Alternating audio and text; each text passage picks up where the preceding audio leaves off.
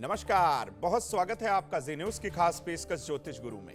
मैं हूं आपके साथ ज्योतिष गुरु शिरोमणि सचिन। मित्रों, आज हम आपको बताने वाले हैं कि फाल्गुन मास कब प्रारंभ होगा।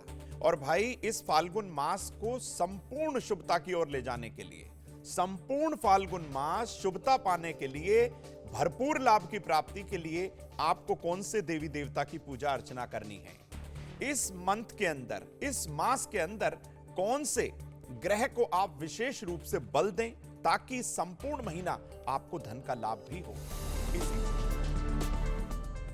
देखिए, फाल्गुन मास का जो महीना है वो हिंदू पंचांग का अंतिम महीना है। इस महीने की पूर्णिमा को फाल्गुनी नक्षत्र होने के कारण इस महीने का नाम फाल्गुन मास पड़ा। इस महीने को आनंद और उल्लास का महीना माना जाता है। इस महीने में धीरे धीरे गर्मी शुरू हो जाती है और सर्दी धीरे धीरे कम होने लगती है। बसंत का प्रभाव होने से इस महीने में प्रेम और रिश्तों में कहीं ना कहीं मधुरता आने लगती है। हर्ष और उल्लास का यह महीना माना जाता है, आनंद का यह महीना माना जाता है। ऋतु परिवर्तन के कारण इस महीने में खान पान का और अपनी दैनिक दिनचर्या का आपको जरूर ध्यान रखना चाहिए और महीने के हिसाब से उसमें बदलाव भी कहीं ना कहीं आपको कर लेना चाहिए। इससे आपकी सेहत भी अच्छी रहेगी, दिन भी बढ़िया रहेगा। इस महीने में चंद्रमा का जन्म होने से चंद्रमा की जल अर्पण करके पूजा अर्चना की जाती है।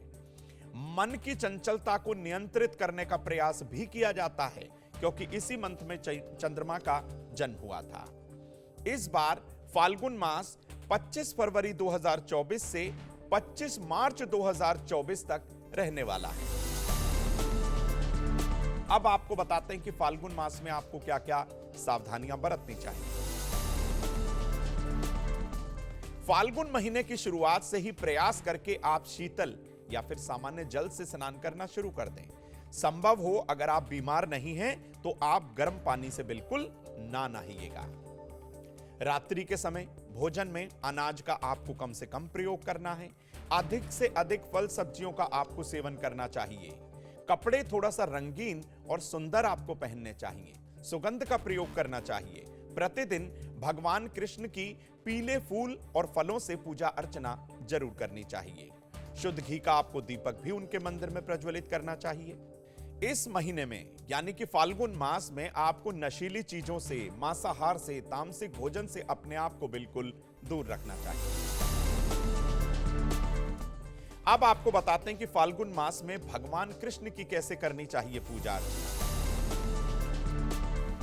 देखिए, इस मंथ में यानी कि फाल्गुन मास में ही होली आती है, भगवान कृष्ण की पूजा अर्चना की जाती है और संपूर्ण महीने शुभता के लिए यानी कि इस फाल्गुन मास में भगवान कृष्ण की उपासना आपको विशेष तौर पर करनी चाहिए जो कि विशिष्ट फलदायी मानी गई है। इस महीने में यानी कि फाल्गुन मास में बाल कृष्ण, युवा कृष्ण और गुरु कृष्ण यानी कि तीनों ही स्वरूपों की पूजा अर्चना और उपासना की जाती है।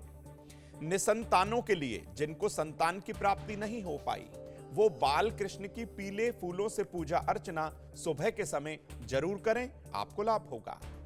प्रेम और आनंद के लिए युवा कृष्ण की उपासना करनी चाहिए।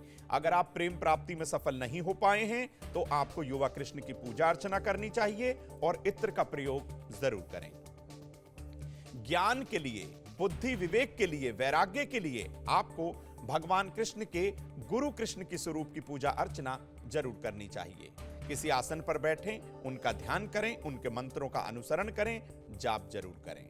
यह छोटा सा महा उपाय संपूर्ण फाल्गुन मास आपको अपनाना चाहिए। आपको शुभता भी मिलेगी, आपका शरीर भी एकदम से स्वस्थ रहेगा। तो मित्रों, आज हमने आपको बताया कि फाल्गुन मास की महिमा क्या है। संपूर्ण महीने को शुभ बनाने के लिए, लाभ प्राप्ति के लिए, अपनी सेहत को अच्छा करने के लिए कौन कौन से उपाय करने चाहिए, कौन से देवी देवता की पूजा अर्चना करनी है, यह भी हमने आपको बता दिया। कौन सी समस्या का विशेष तौर पर आपका समाधान आप पा सकते हैं इस महीने में, यह भी हमने आपको बताने का प्रयास किया। तो भाई, फाल्गुन मास में संपूर्ण महीने आप उपासना जरूर करिएगा क्योंकि यह महीना आनंद का महीना है, प्रेम का महीना है। तो मित्रों, आज के विषय में इतना ही।